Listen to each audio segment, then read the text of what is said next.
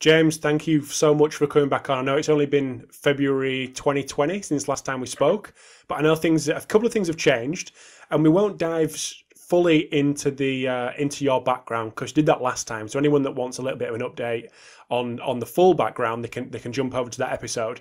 But like I say, certain things have changed, still in Qatar, but certain things have changed with the role. Would you mind giving us a bit of an update on what's going on with you? Yeah, sure. So for me now it's 3.5 years out here in Qatar at Aspire, primarily working as a S&C coach in track and field across the development groups, which kind of span the 11 to 15 age group, and the sprints group, which is sort of 16 to 19 before they transition to the national team. I have a secondary role as a performance support lead, where I lead an interdisciplinary team who provide their services to the development groups, so psych, medical, nutrition, biomechanics, data analysis. And then in January, I took on a new role as the head of talent identification. So that's in addition to those other roles in the background, and that's overseeing the identification and recruitment process within a sort of pre-academy setting, and looking at who we bring into the Olympic sports side of Aspire. So only obviously a few months into that role. So the primary focus was picking up on the athletics recruitment, but the remit is across all of our core Olympic sports, which includes fencing, squash, table tennis, motorsport and swimming. And it's quite an exciting project to be involved in, as Doha just won the Asian Games in 2030. So the guys that we're recruiting in the next couple of years hopefully will be maybe starring in those games for Qatar. That's class. Knowing that that's coming up and that's the kind of end goal. I suppose it was like that with the World Cup. Yeah, 10 years ago. Yeah. Yeah, I mean, I wasn't here at that time, but we're getting very close to that point now. We're 18 months away from the World Cup actually happening, and you know, to see how things have come together, and the boys that have come through Aspire Academy are in that Qatar national team, and they've had success they won the Asian Football Championship a couple of years ago, and those are boys that have come through the football side of Aspire that occupied a lot of that national team, and hopefully we can replicate that kind of success at the Asian Games with the Olympic sports as well, in terms of our transition of our athletes into the senior national teams. And just a small matter of a rebrand of Performance to LTAD network. Yes.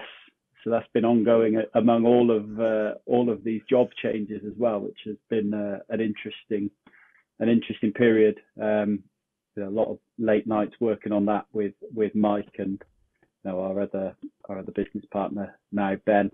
But it's been a really interesting process to work through from the business side. So excited to kind of get that project out there, and trying to help more people apply LTAD in their settings, and sharing the good work that's being done around many parts of the world, and building a real global network at the moment of practitioners, which is really cool to see kind of come together from the idea that we discussed sort of middle of last year.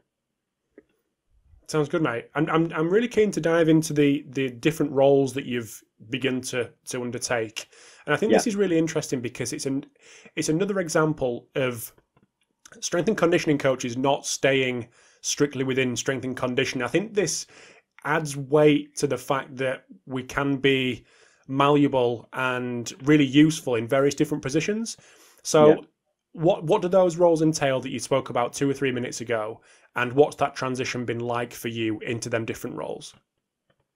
Yeah, I think all of them have kind of been natural sort of evolutions from work that I've already been doing, if you know what I mean, in terms of even the transition from the school to Aspire 3.5 years ago. It was like become very ingrained in the strength and conditioning side, and moved more away from the PE side, and likewise here, I guess, the transition to the head of talent ID has come from a lot of the work that I've done in athletics around growth and maturation and understanding how these kids develop as they grow and mature, and also influenced, I guess, by my understanding of how kids learn from the PE background and how to develop skills as well as the physical capacities.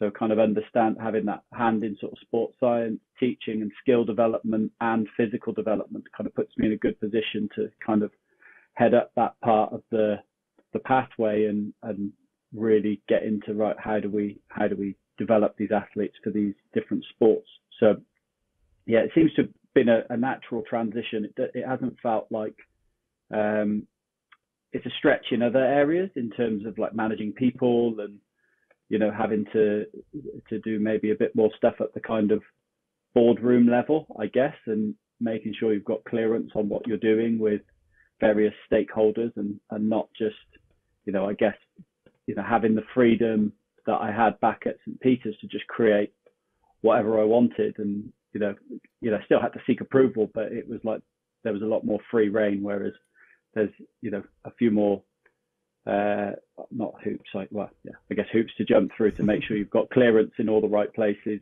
here, especially because of the level of the programs that we're dealing with.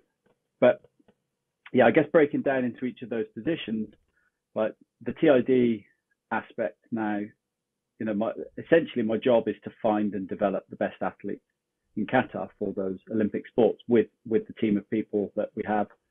The focus, as I said, of the work in the first sort of 3 to 4 months has primarily been on the athletics program. And what that's involved is us going out into the local schools all over Qatar, literally out in the middle of the desert, and conducting a series of tests that incorporate jumping, sprinting and throwing. We take some anthropometric measurements to get a kind of estimate of maturation, although there are some issues with using the Moorwald equation in our population that we'll kind of discuss a bit later. But that talent ID process has historically been like a 3-stage process. So the bronze testing phase is where we go into schools and we conduct basic tests, physical tests. Then the silver phase, they come into Aspire, and that bronze phase, when it's running at full capacity pre-COVID, they were testing 4,000 to 5,000 kids a year at sort of grade 6, which is the same as our kind of year 7 at 12 to 13, 11 to 12 back home. And then because the way the schooling system works, you end up with a couple of older kids as well, usually sort of 13 as well, coming through that process. And then that sort of funnels down into maybe like the top 200, 250. And then that's a kind of a 2-day assessment at Aspire, where they'll do a similar set of physical tests, but under more sort of rigorous protocols and higher tech equipment. And then that'll be whittled down then to maybe 60 that come to the gold camp, which is then a bit more of a coaching process historically, where the athletes that we're really interested in will spend time with the coaches. They'll do some event coaching and those kind of things. So yeah, that's kind of the process that we've worked through. And then I guess I'm inheriting a system that's been in place for, I guess, 15 years approximately now. And that was developed by a guy called Andrew Douglas, and he was working with Anthony Hazeldine as well, who took over when Andrew left. And then now Anthony's gone, and I've kind of inherited it. And their kind of emphasis initially was on having these physical tests, so vertical jump, 40-meter sprint, and a seated medicine ball throw, to really identify high levels of general athletic abilities, so speed, power, upper body strength, that would make them, I guess, indicate a good athlete that could then be channeled towards different sports within the academy. But I think what they kind of realized over the years is that that it works well for athletics, but it doesn't really work so well for the other core sports that are more skill based. and those guys need to have, a racket or table tennis bat in hand like a lot earlier than grade 6 or grade 7. And I think for a lot of those kids, like the PE system's very different out here, very, very much, in a developing phase, and they don't get exposure to some of that stuff before. So to pick up a skill-based sport at 11 or 12 and then, excel in it when they've not had that from an early age is quite difficult. They can get to a decent level, but, getting to world class is, a bit of a different ball game from what I understand from the coaches. But the process works well for athletics. As I say, that's kind of been the primary emphasis in the first few months. So yeah, as we've kind of what we've tried to do this year is just sort of shift around our emphasis to, we still are looking at the physical data, but we're also I've tried to incorporate more coaching. And then when the selection processes occur at Gold, we've kind of got our physical data from the previous phases, and then it's about looking at them in a competitive setting and also looking at them from a psychological perspective. With those tests, James, I know you said that you had inherited them from the previous guys, but why those tests? And would you consider anything additional to them? I mean, I think this is really good because it'll give people who don't particularly have a lot of budget, an idea of why you're doing the things you're doing, because you have to travel around different schools, which means you can't be taking big tech and whatnot, and it's got to be done on scale. So it'd be interesting to see what you'd add if you could, or if you had thought about adding anything else, and why those in the first place. I mean, I guess there's probably some better people to ask what the initial decision making was, but I think, from my perspective, working in athletics and thinking of it now really as that's our athletics talent identification. Speed and power rule the roost in athletics. So if we've got an indicator from a vertical jump and a sprint time, that tells us most of what we need to know from an athletics perspective. The tricky bit is when you're doing it at that age, the maturational differences come into play.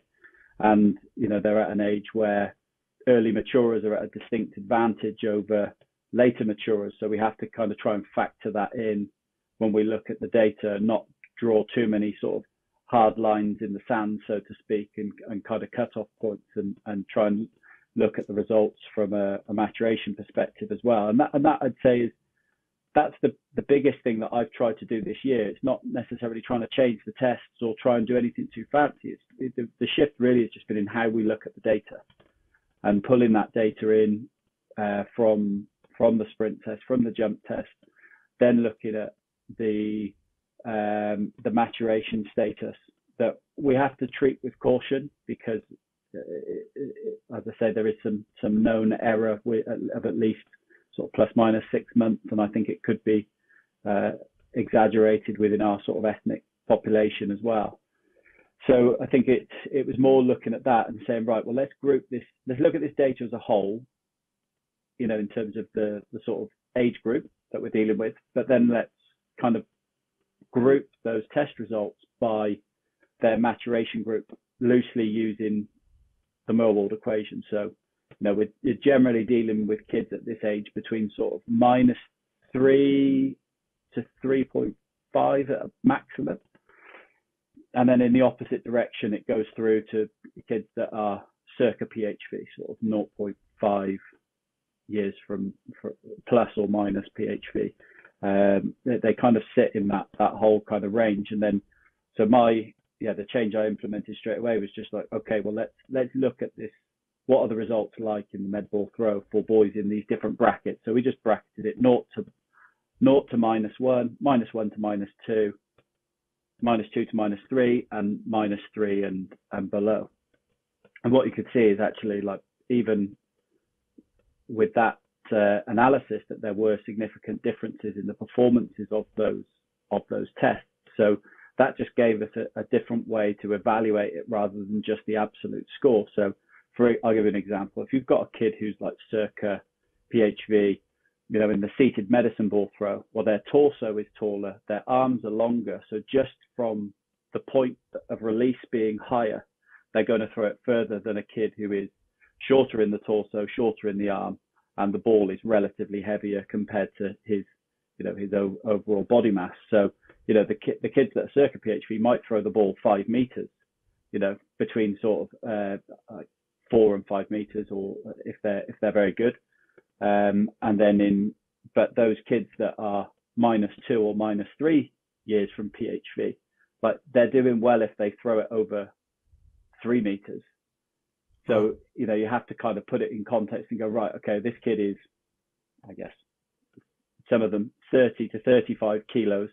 He's throwing 10% of his body weight and from a lower point of release. And, he's got it over 3 meters, which for him is very, very good. But if we don't look at it with that maturational side, then you kind of go, oh, he's no good. He only threw it 3.5 meters. He's not going to be any good at throwing. And then the same applies with the sprint. If you get a very mature kid with the 40 meters, he might run, 6 seconds or maybe slightly under if he's really good. A later maturer might be running like 6.5, 6.6, but has the potential to kind of run faster in the future once he's gone through PHV. So yeah, I think going back to the initial point is I think the tests do work because of the sport that we're looking for. I haven't made up my mind as to whether we do anything different yet in terms of physical tests. I think the thing I would like to probably do is just, if I change anything, it would be see them doing some athletics rather than changing the tests, and seeing whether they actually like athletics and want to compete or not. That's a more interesting thing for me. And I'd probably look at doing it the other way round, is like, look at them doing athletics type events before and then add the testing after to confirm what we think we're seeing, and seeing them and seeing how they're coached, how coachable are they? How do they respond to the feedback? How do they cope with, the pressure of competition? Do they thrive, or do they kind of wilt under those pressures? So that for me would be, probably what I'd change. Not, I'd love to say, well, what I'd do is I'd take Phil Graham-Smith out, and we'll take the Forcedex and we'll take the Larveg and we'll take the Optojump, and we'll have a look at these kids in real detail. But the fact is, it's just not necessary, and it's not efficient when you're trying to do that for 1,000+ kids like we did this year under COVID restrictions as well. So it's kind of filtering at the first stage and then getting into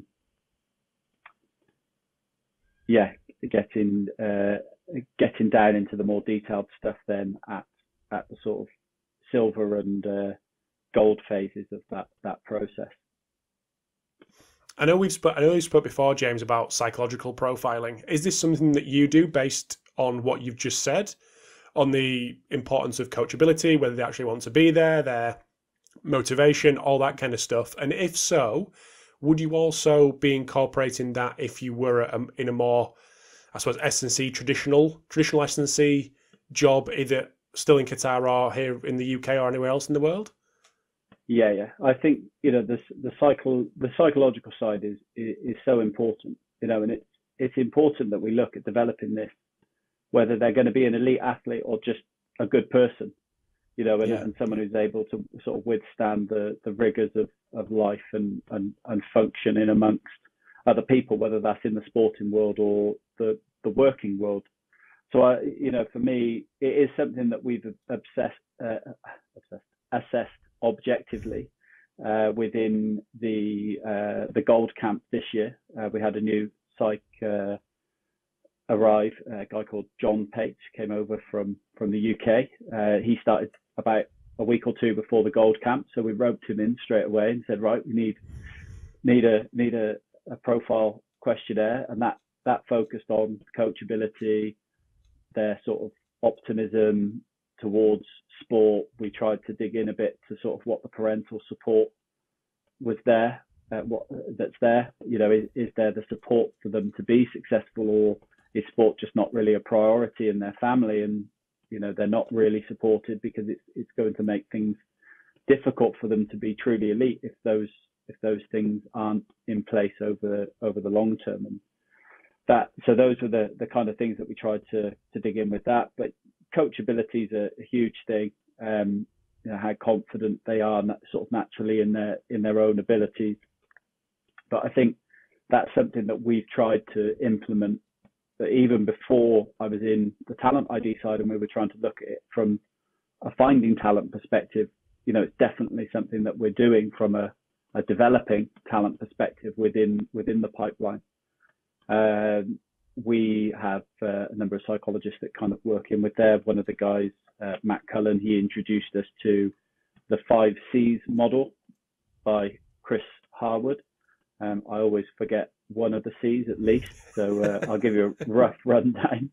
Confidence, communication, control, commitment, and did I say concentration? I think I say concentration. No, you didn't. No, I didn't. Maybe that was a 5. The full 5. Maybe I got the 5. Jackpot. So you look at that provides like quite a nice sort of overview of components that you would want to develop, and then I think there's other things that you can kind of add to that. And I think there's things like creativity, craftsmanship, collaboration. Like if you want to make it out, it's the sort of 8 C's. Those are ones that I was introduced to through a book called Educating Ruby, and it's Ed Archer recommended it to me. But it looks at sort of what kids really need to learn to be successful, not just the academic side. What should the school sort of process or a development pathway kind of include? And those features I think are really important. And I think whether I was working in a school, working in Aspire, working in the UK, I think these are all things which are critically important to focus on. And there's some people out there doing some fantastic work in the kind of person development space, as well as the sort of athlete development space. Guys like Kev Mannion at Gloucester, he runs a fantastic program there where the kids get involved in all these community projects, both through the club and outside, working with people in the homeless shelters and those kind of things, where these kids are getting life skills and life experience outside of the kind of academy bubble. And it's really, we saw some fantastic changes in boys that were, should we say, challenging, interesting cases to work with at the school, but a couple of years on in that program with Kev, and you can just see how much they've matured and developed as people through the experience they've had, not just through rugby. And I think it's an area which there's just so much to be gained if you do include it. And I know there's guys then at Arsenal, they've come up with some interesting concepts. I think it's Academy Island or Arsenal Island or something like that. And there's I think the graphic has been shared either within a journal or an article or social media, but yeah, they kind of have this concept of the Bay of Boredom, and the kids just indicate like what they're kind of feeling by moving to different parts of the island that have these different names that kind of describe it. Something to dive into with maybe Perry, Pordy, or Des, or Ivan, or someone from there. But it's there's some great work going on in that space. It's certainly an area where I feel like I've still got a lot to learn, but have the best crack at kind of incorporating it into the pathway. And it doesn't have to just be sort of like these standalone aspects where you kind of go into a classroom and you talk about the concept. It's those everyday kind of conversations around, what are we working towards? What's the target for you in this session? What's the target, within this sort of competition, or, helping them understand, concentration, distraction, control, and, making them aware of those things. And we've done all sorts over the years. Concentration grids are quite a good tool, where there's basically an A4 sheet of paper with numbers 1 to 100, and give them a time. Say, right, you've got 20 seconds to find as many numbers as you can, and you record your score. And then we'll do other things like then we'll get them to do it again to see if they can beat the score, but then start like talking to them or shouting or playing music or something that distracts them and they don't get as high. And then you kind of like, right, well, that's kind of emphasizing the concentration aspect of the 5 C's. Like how do you control those distractions? That's going to happen in the competition from the crowd or your opponent. So how do you zone out those things and really focus on the task? It's just like things like that kind of highlight concepts that are quite fun tasks that could just be done at the beginning of a session on a whiteboard or laminated sheets or stuff like that. So yeah, hopefully a few ideas that are useful there. And 100%, absolutely. That's super interesting.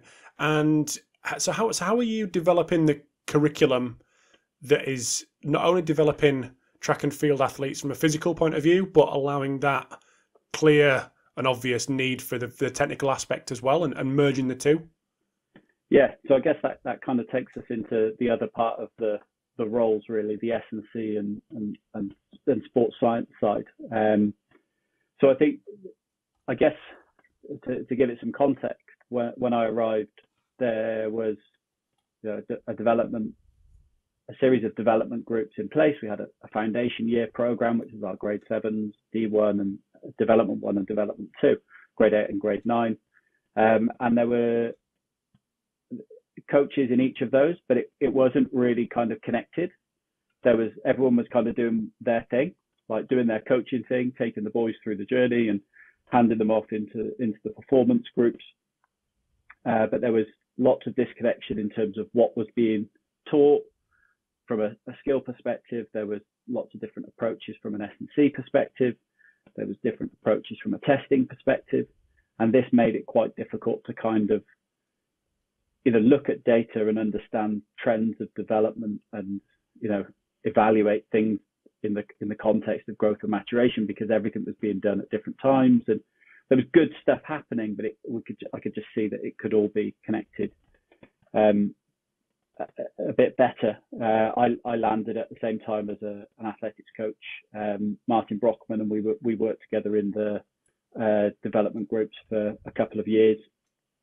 So the aim, that part of my role, it was about my remit initially was develop and deliver an LTAD framework that fits our athletics pipeline, but with Martin taking care of the technical skills on that side of the curriculum, and me putting in place the sort of physical development curriculum that develops the physical capacities that are required for success in track and field. And then alongside that, you've got the aspect of developing the person from a psychological perspective as well, and that kind of all sort of fits together.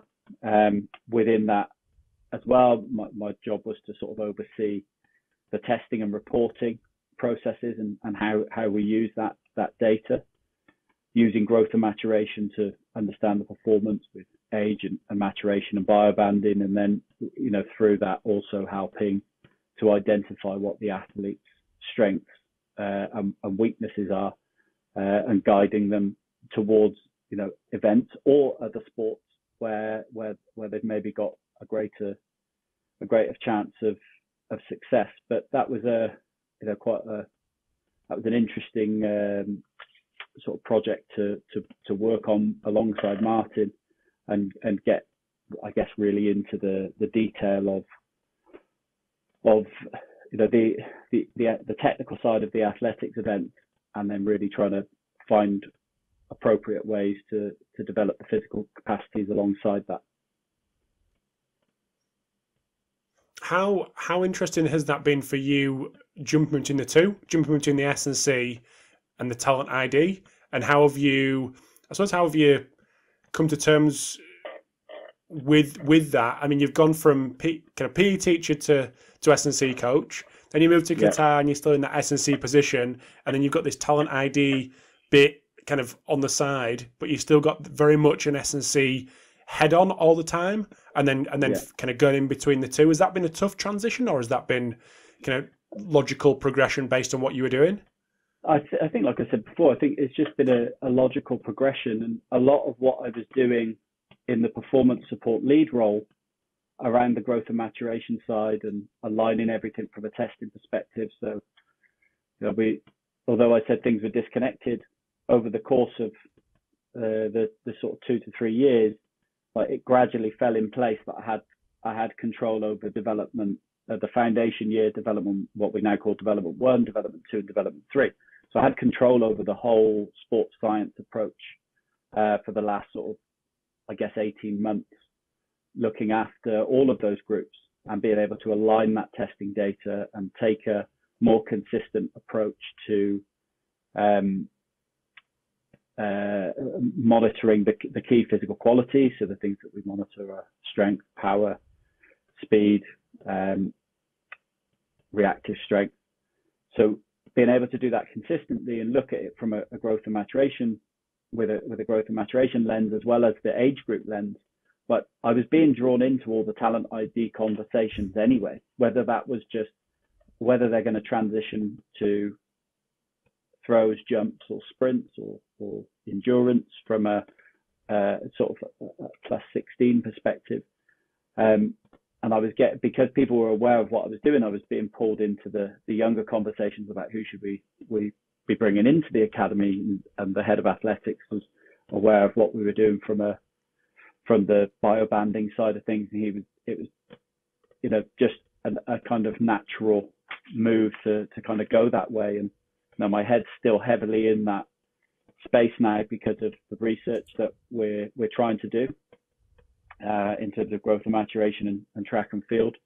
So it all, to be honest, just feels, certainly on the athletics side of the talent ID, it's just a continuation of what we're doing with some extra responsibilities. And I think I just, having worked closely with the athletics coaches, we can see what's required from a skill perspective. We can see the correlations between the physical tests and performance, and we can look at those qualities from 11 through to 18, 19, and what it takes, I guess, to win and qualify for some of these higher level events. There's some fairly clear thresholds that are kind of coming out. Like they don't have to excel in all of them in terms of the strength, power, speed, reactive speed they do, but reactive strength, they have different ways that they can achieve those high levels. But it's all kind of come out of all of the work across all those areas, I guess, to be able to just flick between the three roles and it not feel too daunting. I guess the realms where it's a little bit more daunting than when we look across the other Olympic sports. They're not daunting. It's probably exciting as well when you look at things like motorsport and how we can, how do we approach that? It's a great kind of process to then have to think outside of the athletics box with those other sports too. Because you've got this LTAD head, which is where the space that you've been operating in for what seems like forever, since we've been speaking years ago. Yeah. But then you've got this flip to national championships, Olympics, World Games, all these kind of competitions, and you've got to flip that to go, we're actually producing young people that are going to compete and going to win at these kind of levels. So do you want to dive into the work that you do with the sprints and the hurdles guys from an S&C perspective? Yeah, sure. I mean, I'm part of in all of these phases, I'm part of bigger teams. I'm one guy in amongst 6 athletics coaches at the development phase. There's another S&C coach, Chris Brandner, who's also involved in the delivery at that point. And then at the sprints and hurdles team, there's myself, another S&C, Patrick Mills, then the sprints and hurdles coaches, Ross Jeffs and Lee Christopher, and then psychologist and sports science lead on that side, Luke Gallagher as well. Psych guys, Haile Diaz. He's so that whole team are around it. My role is part of that, as part of that group from the S&C perspective, is the whole team's role is to prepare those guys towards competition at an international level in sprints and hurdles. And that's kind of like the youth and junior age groups. So the guys go up to kind of under 20, and some of those guys, at 19, 20 represented Qatar in the Doha 2019 World Championships, either in, I think we had a guy in the 200, 100 and the hurdles. And the relay, unfortunately, the relay got canned because one of them pulled a hamstring in his individual event, so that the guys didn't get to race. But there's been a number of guys, including Bassem Hamida now is on senior national team.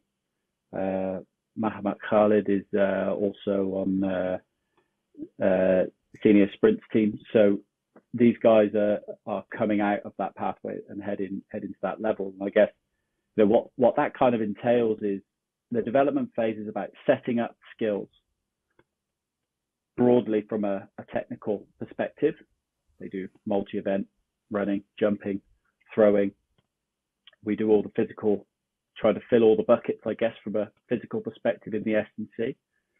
And then when you get to the performance groups where they've kind of specialized towards sprints and hurdles, is then building on everything that we've put in place in the development phase. So pushing the physical capacities now to meet the demands of the sport and what we kind of understand it takes to win from a strength and power perspective, maximizing the strengths that they have and kind of minimizing their weaknesses, making sure that they're robust enough with some physical capacity testing around sort of key muscle groups that we know are potentially problematic in athletics. It's primarily lower body stuff: calf, hamstring, glute, trunk, adductors. Those are capacities that we would look to check off kind of early in the year before we kind of really get after like the high relative strength and power that we know they need to be able to produce, and to be able to produce those things extremely quickly in short ground contact times. And it becomes I guess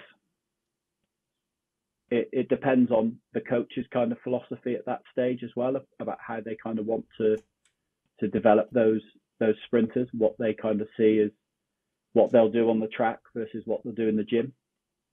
There's obviously I'm comfortable coaching speed, plyometrics, strength, power work, but you kind of, the coach also is very comfortable in coaching those things, and being an athletics coach and someone, both Ross and Lee both have clear ideas about how they would also do that, because they've been doing it for years, either as athletes and working with coaches. And so it's really a real joint effort between us all as a team around those athletes to kind of determine what is appropriate. But yeah, I guess the aim through the process, and again, it's another kind of 3-year process from 16 to 19 or 20. Is, a lot of the guys were looking to qualify for World Under 20s and prepare them for that transition to the senior national team. So there's another layer of development of psychological skills, put the coping strategies in place with Jaime, and then transition to national teams. But another big part of that phase is that in order to achieve those performance levels, there's also a lot of time that those guys will spend out on camps during the year. They'll usually travel at least twice a year to compete in competitions that are kind of bigger and more challenging than what we get here, like locally. They'll compete regionally as well, sort of in the Arab region, but they'll get out into Asia and Europe as well at times of the year to make sure that they've got an opportunity to develop, be challenged, and also to run the standards that are required to kind of qualify to some of these major competitions. You've mentioned a couple of times about what it takes to get to that level from a physical perspective, and the benchmarks. Can you dive into that, or is that something we're going to potentially come to later on cover? No. I think we definitely can sort of touch on it. I mean, I looked at things that, well, whenever I'm trying to look into these things, I look at what other people are doing in other areas of the world, and looked at some of the stuff from the EIS and Michael Johnston's presentation within the UKSCA conference a few years ago. And for sprinters and jumpers, they have a threshold of 80 watts per kilo in terms of relative power is where they're trying to get to. And we kind of see a clear sort of, I guess, pipeline towards that all the way through the development processes. And it seems to be, from a world under 20s perspective, like these kids, if they can put out 70 watts per kilo in a counter movement jump, that's a good indicator of their I guess their raw physical qualities.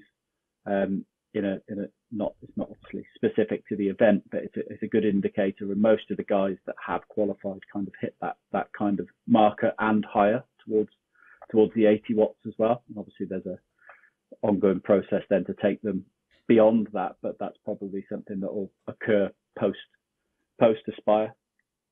We see we monitor 10.5 rebound jump for our RSI measure, as well as drop jumps in the older groups. But again, we've tried to align the testing all the way through the group so we can look at how that develops longitudinally. But yeah, again, it varies from athlete to athlete, and you get some athletes that are more elastic, some that are more concentric in nature. Some will really excel in the counter movement jump. The guys that really excel in the 10.5, we'd see RSI numbers using flight time and contact time above 4.0, and guys that are really talented, probably closer to 5. Like we've got some young guys at the moment that are up around sort of 4.7, 4.8 on that RSI. And then obviously from a speed perspective, we're talking about guys that can run 10 plus meters per second at this age group, or the younger guys, the younger guys that sort of hover 9 to 10 as they transition into that sprints group. But our top guys are getting closer to 11 meters per second, 10.7, 10.8 when they kind of transition out.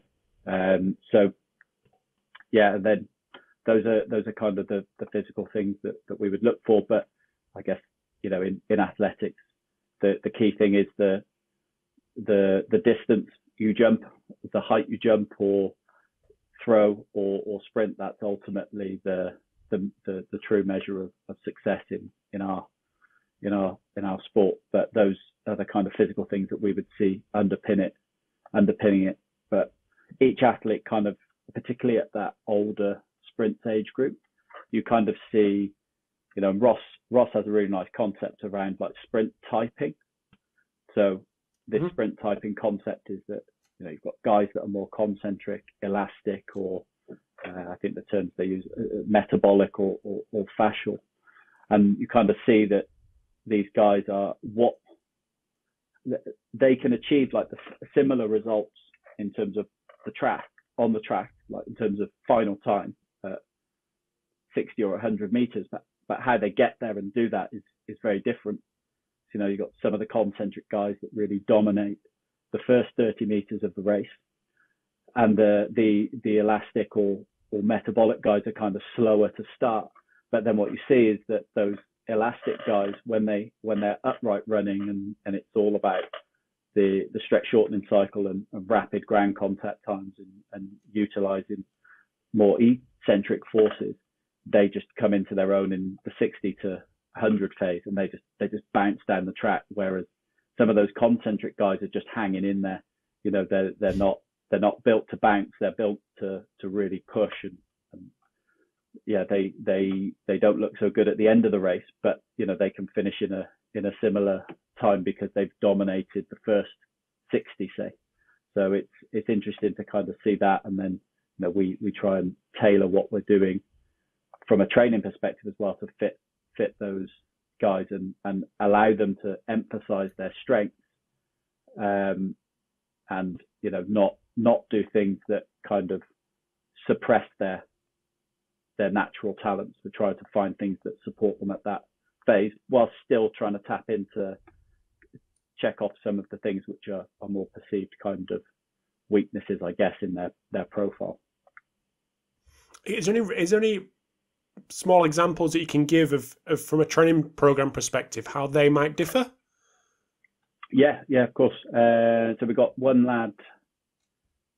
We had a couple of lads this year who are very different, very different. And I think part of what comes into this, and it's probably something to dive more into with Ross at some point, and he's really good at explaining it. But like the anthropometry of the athlete, and the sort of somatotype of the athlete, I think is a factor in this. So, the guys that are a bit more mesomorph, a lot of muscle, they're guys that, they like to push. They're also guys that seem to like a bit more time on the ground, in terms of their rebound jumps. You've got then the slimmer, more, I guess, meso/ectomorph types that are a little bit lighter, and that plays into them being a little bit more elastic and lighter on the ground. Not so much muscle, more tendon driven, I guess, in a lot of what they do. But yeah, the training, so the concentric guys, like, we would do a lot more heavy work, heavy concentric lifting. They seem to kind of thrive off that. So we had one of the guys we got back after the COVID break, made his major lift that kind of has stayed in all year is the back squat. That worked really nicely for him, driving up his relative strength levels, coming back in off a obviously prolonged break with lockdown. But then, knowing that was like the kind of main driving factor for him, we kept that in consistently. But then we had a lot of aspects of his training that were also geared up more to that concentric element that we knew he excelled at. So he's got decent counter movement jump. Coming in, I think his counter movement jump was about 45 centimeters, hands on hips, with watts per kilo around, I think he was around sort of 60 watts per kilo, something like that. But yeah, through the phase, we had aspects of his program where it was more like concentric orientated loaded jumping. So trap bar jumps, just with a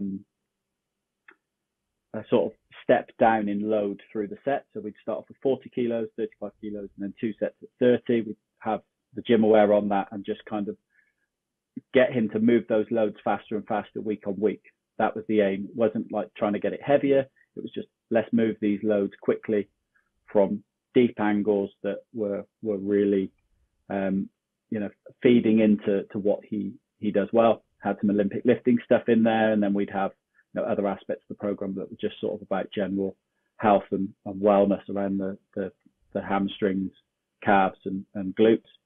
And what we saw with him was this huge jump in performance from just within the CMJ particularly, and also his sort of split times in the shorter distances at 0 to 60. We've got a bit of work to do with him at the back end, but the counter movement jump went up 9 centimeters in one block, went from 45 to 54, and it was nearly at 70 watts per kilo in it. And we had another athlete that was on a similar program, and we were kind of trying to check off some boxes from a general perspective, get his relative strength levels up. But he was a different type of athlete. He was definitely more of the elastic type, and we kind of chipped away at that for a few months, but he just didn't respond in the same way to the other guy. His sprint numbers weren't changing for the positive. They were just sort of flatlining. His jump numbers were staying fairly similar. And for, there's not you can't tell immediately. You can have your inclination about what will work and what won't based on kind of what you've seen of them from the previous years. But yeah, these guys kind of, there's a little bit of trial and error with what works for them. And for this guy, on a similar program to the other, but a little bit more,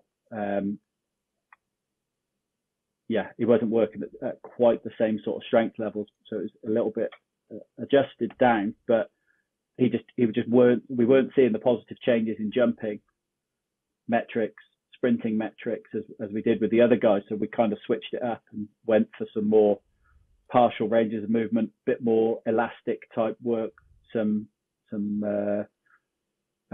repeat loaded jumps, sort of stretch, again, things that tap into the stretch shortening cycle and the things that he was good at, some loaded pogos, some partial range single leg work. And all of a sudden his numbers start to creep up because we're giving him things that really suit him, and that, you know, some of the heavier lifting that we were trying to do with him was dampening the system, I guess. You know, he wasn't able to deal with it in the same way that the other guy was, because it was what fed the beast in terms of the concentric guy, but it kind of suppressed the elastic things that made this guy excel in his own sort of way. So it's kind of a bit of a trial and error process to get there, and you don't really know what you've got until these guys come out of PHV, you know, and you see a mature frame, and you see what kind of muscle they've laid down when the testosterone hits, you know, that and that can take takes some time before, but you can kind of see things in the way that they do things, like the 10-5 jump, like what sort of time do they spend on the ground? Is it, you know, if they're in the really elastic guys that have got the springs, will be off the ground somewhere between 120 and 140 milliseconds in that 10-5 jump.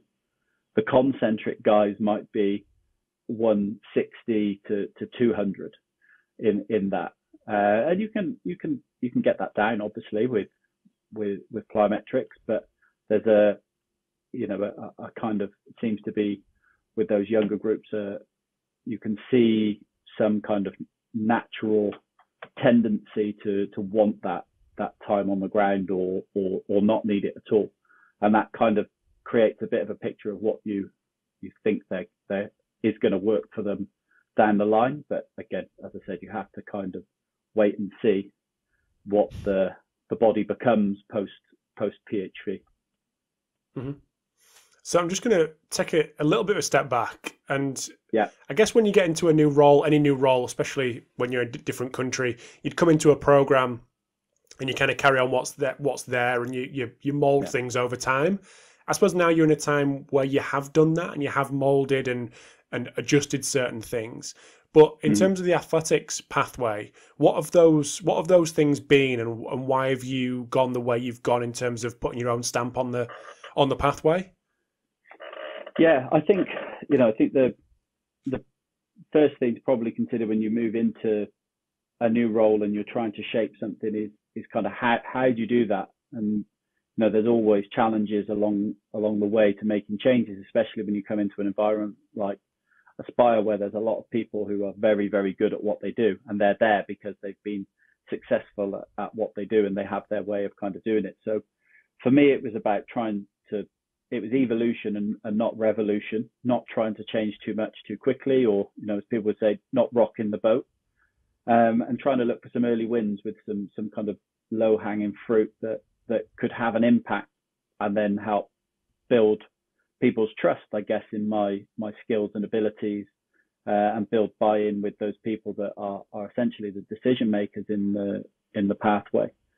And things, you know, that comes from having lots of discussions, questioning, watching, observing, you know, making suggestions, just kind of piloting some ideas rather than, you know, trying to make wholesale changes and switch things up. But, you know, I think from my side, you know, as an example of one of the things that kind of brought in with my PE teacher hat on, I came in and I could kind of see, you know, the organizational part of the weight room wasn't as good as it could be. It wasn't to say there wasn't good things happening, but there was a lot of big groups and lots of kids moving around the gym. So one of the early wins was just like, right, okay, let's really think about the flow of this session and how we transition from warm up to the main component of the session, how we group the athletes and get them to work in the space and understand how to work with training partners and do things properly. And, fill in their programs and all the kind of boring bits in some people's minds, but things that have a huge impact on what that session, how that session goes in terms of the behavior, in terms of the quality of the work done. If you get all that stuff in place, you can do a lot more coaching, not just herding cats in a gym environment with the young guys. So we put a lot of emphasis on we'd think in advance, who's going to work with who, what platform are they on in relation to those other kids that we know that if they get too close to, they're gonna talk and mess around, and they actually are more interested in swinging on the lat pull down and kicking Swiss balls around the gym than they are actually training. So it's those kind of organizational things early on that helped me kind of win over some of the coaches. Like, oh yeah, I remember the one coach who just the one day just absolutely had enough in the gym. He was just like, I can't work with these guys in here. I'm going home. And we kind of the next time we kind of put this framework or organizational aspect in place, came back in, and he was just like, it's completely different. We've actually coached today. We can see what's happening. We can see that they've learned. They were learning before, and they were getting stronger and everything else. But we just took control of the session, and that I think was a big step towards them. Then like, okay, this guy knows how to work with kids. What else does he know? Okay, and they kind of they kind of got to know my approach to physical development, and then it was like you start to be able to shape a little bit more. Probably after the first month I was kind of just observing. But Ken, my dad always used to say to me, like, wherever you're working, he said, make people's job easier, not harder. And if you're making people's job harder, you're probably going to struggle to implement things that you want to implement, or even from a career perspective progress. You need to be someone that is working for solutions and trying to make things better, not going against the people that are there and making it more challenging for them. And then the other big thing for me, linked into a lot of what we did in terms of aligning the testing data and everything, and putting in place certain tests, that was all about improving people's ability to make decisions, providing better data and insight faster that enabled them to make decisions around that talent identification stuff, make decisions about, right, okay, this kid looks like he does have like the real physical potential to excel in sprinting and jumping. This kid, looks like he's got, the strength qualities that we want for a thrower. Maybe these kids don't appear to have that, but they don't have it yet. We can see they're late developers. We need to give them a little bit more time in the system to continue to develop and see if they can show us those physical qualities that they need for success. And we can kind of look at the maturation levels to judge that. So those are the kind of things and I tried to kind of really focus on doing. And then over time, I guess you gain people's trust, and they trust the information that you're providing. And as I said, it's making their job easier for their role within the organization. One thing that you mentioned. Oh, go on, mate. Carry on. No, carry on. I was going to mention that. I was going to mention the testing, because I know we've spoken about that a little bit already. But you carry on. Yeah. I'm sure we'll get to that, and I can jump in if needed. Yeah. I'm conscious of we've jumped around a little bit, so I don't want to go over too much of what we talked about before. But I guess the things that we changed were, like I mentioned, that development of the clear curriculum from a technical and a physical perspective, and making that kind of outlast us is the aim. Mm-hmm. Because all of our time here at Aspire is probably relatively temporary compared to the system of Aspire. Most people stay in Qatar sort of 2 to 3 years, and I think that's why when I got there, I'd kind of inherited this system that was a little bit disjointed, not unproductive, but just not as aligned as it could be. And that was because people transition out after 2 to 3 years. They end up working here, then they get fed up with the 50-degree heat in the summer or whatever else, and they're like, okay, we'll get out of here now. That's enough of that. So what we try to do is build the curriculum in a way that it would be a kind of legacy. It wouldn't just disappear. It's a framework that, even though like Martin, who handled the technical side, has moved on into the senior jumps group, like that framework's still there and helps to guide the other coaches now around what needs to be done. And I guess, what you have is, you might have one pathway. There are many journeys through it, but within that, there are some key skills and physical qualities that just have to be developed year on year. It doesn't change that much. There's individual differences based on what they come in with from their training history and perspective, but they are, they're fairly consistent. And if you have a curriculum that outlines those things, you're not having to reinvent the wheel every year and reinvent a training plan. There's a guide as to kind of what needs to be developed. And likewise with the testing, it's, those things that are required for success in track and field, they don't change year on year. And if we get a consistent set of tests that we know are reliable and we know are valid and we know what the meaningful changes are, then we can use those tests again and again, and then start to understand the trends and the data. So, for me, it was about aligning that process through as much of the pathway as possible, being able to develop clear benchmarks for age and maturation, but doing that in a way that was amenable to the coaches. And then those physical tests that we do use consistently through the pathway are the 10-5 rebound jump test for an RSI measure, how quickly these guys can transition from eccentric to concentric, how efficient they are with that. We use an isometric leg press for peak force, and we use counter movement jump on a force plate to measure jumping and relative power. And then we have a 50-meter sprint where we look at splits at 5, 10, 20, 30, 40, 50. And we take a maximal velocity, and we'll look at flying segments. We'll look at distance at max velocity. So a few things that we'll get into there. And then it's about, I guess, what the coach wants to see and how they want to see it, and making sure that information gets to them in a way that they kind of they understand. And then to do some of that stuff that we were talking about, the age and maturation benchmarking, it also requires a consistent approach to maturation. And that was something that we didn't have before.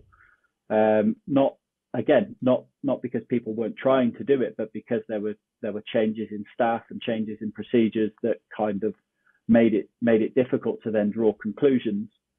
And when you've got patchy maturation data and testing data that's coming from different tests, you can't really look at it over the long term and say, well, this is how this physical quality typically develops, and it's harder to understand what to kind of expect. So, yeah, the maturation side of it, there was a lot of use of the Millward equation early on, and what I did was I looked at what was done consistently was height and weight measurements. So I looked at the height measurements over time, and I looked at the growth rates, and I looked at how the growth rates mapped with the dates of the Millward equation, output, the years from PHV, and the actual growth rates at the same time points. And what I could see was that in some cases, those things were 2 years apart. So the kids had been through PHV at like 11 or 12, and the Millward was predicting that they would, they were going through PHV at 13 to 14, and that was a big sort of red flag for me. Now there were certain boys that it was spot on, but when you've seen how far out that is, it's difficult to then be confident in that equation. So we started we have obviously the option to do a wrist X-ray here. at Aspetar. We do get that, but more recently there's been concerns about the amount of radiation exposure. So getting that on a yearly basis is just not been possible. So we were stuck between this kind of situation where we could see the millwall was wildly inaccurate in our population, probably due to ethnic differences. I think the millwall was produced from a white, I think British or Canadian population, and we're dealing with Middle East, North African descent that possibly mature a little bit earlier and don't hit the same kind of growth rates from what we've seen. It's maybe just slightly lower than some of the peaks that you see in those other populations. And then the Camis roach, where you use parent height, just isn't really possible, just due to cultural challenges to get those parent heights and them be accurate. So we were kind of stuck in a place where we were like, right, well, it took me 2 years, I think, to work out like how we could do it, and it was lots of toing and fromming between me and the medical team, and I was trying to explain to the Dr. Maurizio Monaco, it's like, I think we can do this. We can really use it from a performance perspective. We need the skeletal age, and he was like, you don't need the skeletal age. We've got the predicted adult height off the X-ray. Just use that in the same way that they'd use it off the Camis-Roach equation, and the Camis-Roach equation is a solution to skeletal age, the X-ray and the predicted adult height not being readily available for most people. So he was like, this will probably be a better measure anyway. So we started then to use the percentage of predicted adult height from that. So we'd plot their current height against what the X-ray was telling us the predicted height was. And that opened then the door to us doing this biobanded analysis in line with kind of what you see in the literature from guys like Sean Cummings that you see in football. So pre-PHV being 85% and below, approaching PHV 85 to 90%, circa PHV 90 to 95, and then 95 and above being post-PHV. So that then just opened the door to us, like using the same kind of system that was being used with the Premier League football clubs, but specifically for athletics. So now we're able to kind of look at not only those physical tests in light of those different maturational bands, but we can also look at the competition data within those maturational bands, because we're consistently collecting the competition results as well. And that has probably been some of the most impactful stuff we've managed to do is look at that and go, right, okay, well, we've got an early developer or we've got a late developer. How are they performing compared to other boys that we've had in the pathway at that stage of development? And rather than just looking at outcome, which is essentially what the outcome time or the outcome distance or the outcome height, and basically in athletics, the biggest, fastest, most mature win at a youth age group, particularly when the timing of maturation can be so different. So I think those are things that are the things we've really changed from a testing perspective. Is a lot of it is there were tests that were being done. We've just tried to do it as consistently as possible across all the groups and make sure that we don't miss data, data points and things like that. And then from another point that we use from a maturation perspective is that we use a saliva testosterone measure in line with our anthropometric measurements, and that gives us an indication, another indicator of their maturation status. So there's some fairly clear levels within what readings we get. Like if they're really pre-PHV, you're going to see a saliva testosterone level of below 50 picograms per milliliter, and if they're post-PHV, it's going to probably be over 150 picograms per milliliter. So if we're, if for whatever reason we're not able to get an X-ray, or we're not able to, they've missed part of it, we can get an indication from something like that. And although we're not getting another X-ray, we can kind of see when those things are changing and look at the changes in testosterone. We look at the actual growth rate, things that are happening from sort of a quarterly basis, like is the growth rate going up, and does that match with what the percentage of predicted adult height is saying? So is it accurate? Again, it's like checks and balances around those measures. And then, from, I guess, you probably tell we're collecting a lot of information. The other key thing that I focused on was like making this data available quickly to coaches and doing that in a dashboard. So we built that out in Power BI. All of those key physical metrics, all of the growth and maturation stuff, all of the competition data is in the dashboards as well. And then all of it comes from all these different sources, pulls into one report within Power BI that the coaches can then flick through nice and easily, rather than fishing through spreadsheets for these numbers. And each boy has a profile within that. So they can, we can clear when we're having meetings, and we can look at how they're tracking. We can just pull the dashboards up and kind of look at, okay, what is it this kid needs to work on from a physical perspective, or how is he performing? Where do we think he's gonna go? And again, that was probably a 2 to 3 year building project to kind of get that dashboard where we wanted, getting all the tests in that we wanted, and making sure that things work smoothly. Fortunately, we've had some good mentors on that side in terms of Kenny McMillan and Marco Cardinale to help me build that out, and Jack Andrew as well has been fantastic. And I regularly do something which ruins the whole thing. Go crying to Jack to save my ass. So regular sort of the team effort to keep that thing up and running. I'm conscious that all that sounds absolutely amazing, but there's plenty of people out there who'll think, yeah, but James, I've just not got the budget.